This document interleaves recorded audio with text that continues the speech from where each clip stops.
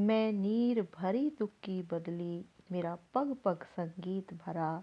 श्वासों में स्वप्न पराग भरा, नभ के नव रंग बुनते दुकुल। छाया में मलय बयार पली, पथ को न मलिन करते आना। पद चिन्ह न दे जाते जाना, विस्तृत नभ का कोई कोना। मेरा न कभी अपना होना, परिचय इतना इतिहास यही। उमड़ी कल थी मिट आज चली, मैं नीर भरी दुख की बदली। ये कविता की कुछ पंक्तियाँ थी हमारी आधुनिक काल की मीरा कही जाने वाली महादेवी वर्मा जी की। वो महादेवी वर्मा जी जिन्हें यामा के लिए ज्ञानपीठ पुरस्कार मिला, पद्म भूषण मिला, हिंदी साहित्य सम्मेलन से सेक्सरिया पुरस्कार मिला। उनके सांध्य गीत, दीपशिखा, संधिनी, सप्तवर्णा, ये सभी कृतियाँ उनकी प्रमुख रहीं।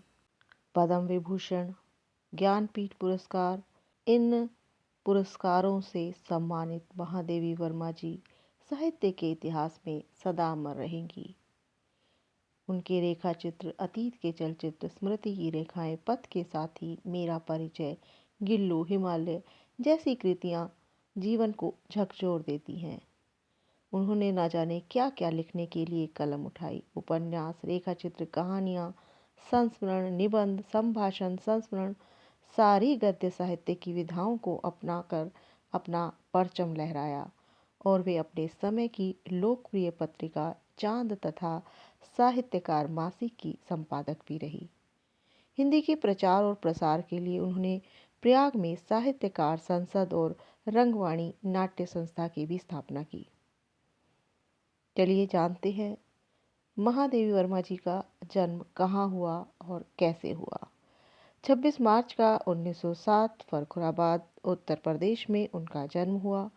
बहुत अजीब बात थी कि उनके परिवार में लगभग 200 वर्षों से, या यूं कह लीजिए कि 7 पीढ़ियों के बाद किसी पुत्री का जन्म हुआ।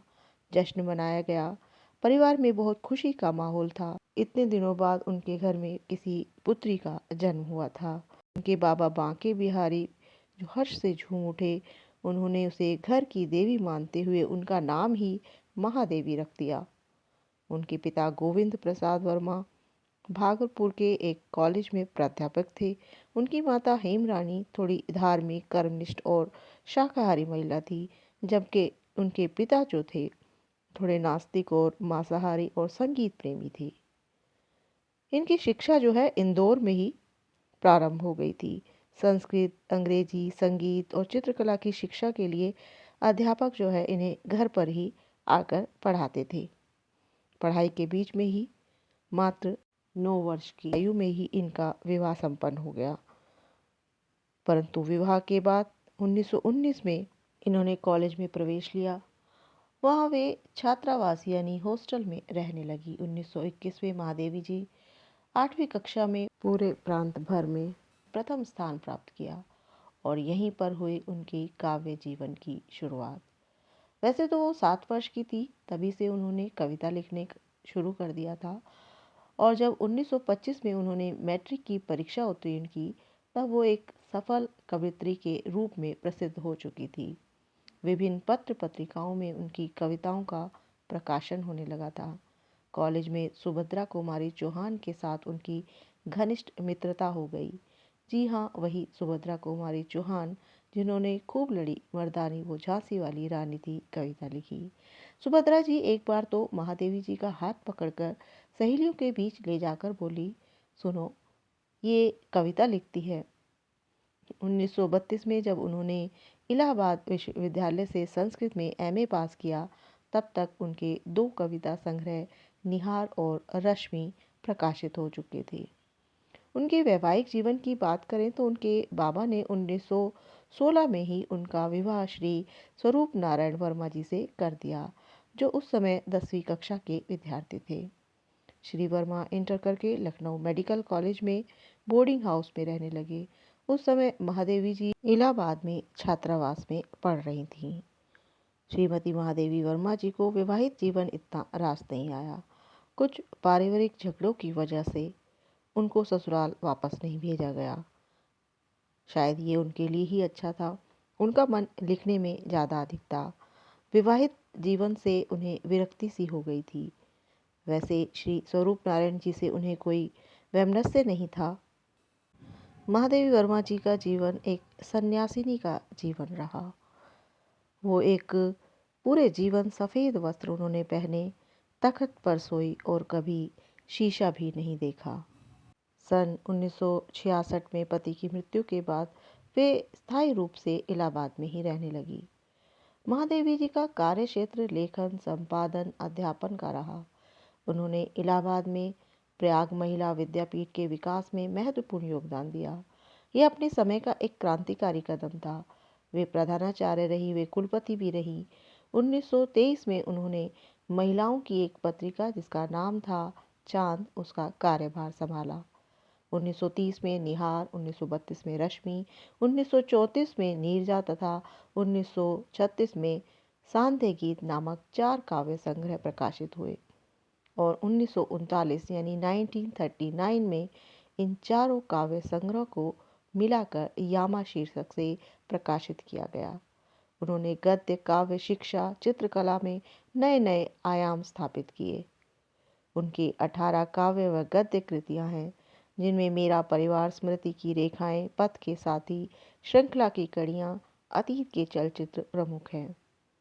सन 1955 में महादेवी जी ने इलाहाबाद में साहित्यकार संसद की स्थापना की और पंडित इलाचंद जोशी के सहयोग से साहित्यकार का संपादन संभाला। उन्होंने ही भारत में महिला कवि सम्मेलनों की नींव रखी। वे बौद्ध पंथ की बहुत प्रभावित थी। 1936 में नैनीताल से 25 किलोमीटर दूर रामगढ़ कस्बे में उमागढ़ नामक गांव में एक बंगला भी उन्होंने बनवाया, जिसका नाम उन्होंने मंदिर रखा। जब तक वे वहां रही, उस छोटे से गांव की शिक्षा विकास के लिए काम करती रही। विशेष रूप से महिलाओं की आर्थिक आत्मनिर्भरता के लिए उन्होंने बहुत काम किए। आजकल इस बंगले को महादेवी साहित्य संग्रहालय के नाम से जाना जाता है। इनकी भाषा शैली की बात करें तो पहले ये ब्रज में लिखती थी, लेकिन बाद में इन्होंने खड़ी बोली को अपना लिया और उनकी सभी कृतियाँ खड़ी बोली में ही थी। उन्होंने खड़ी बोली में हिंदी कविता, कोमल शब्दावली का ऐसा विकास किया जो केवल ब्रज भाषा से ही संभव था। उन्होंने अध्यापन से अपने कार्य जीवन की शुरुआत की और अंतिम समय तक प्रयाग महिला विद्यापीठ की प्रधानाचार्य बनी रही। उन्हें हिंदी साहित्य के सभी महत्वपूर्ण पुरस्कार प्राप्त करने का गौरव प्राप्त है। भारत के साहित्य आकाश में महादेवी वर्मा जी का नाम ध्रुव तारे की तरह हमेशा प्रकाशमान रहेगा। वे पशु प्रेमी थी, वे छायावादी युग की कवित्री थी। आधुनिक गीत काव्य में उनका स्थान सर्वोपरि है। और हो भी क्यों ना, उन्होंने ऐसी ऐसी रचनाएं लिखी जो आज भी मन को झकझोर देती है।